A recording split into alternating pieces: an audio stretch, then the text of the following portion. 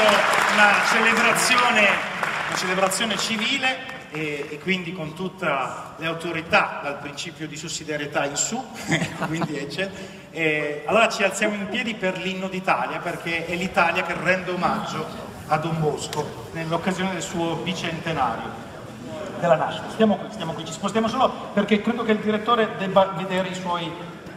Ecco, si sono subito divisi, la chiesa da una parte e lo stadio dall'altra. Va bene così, è giusto, si ritorna.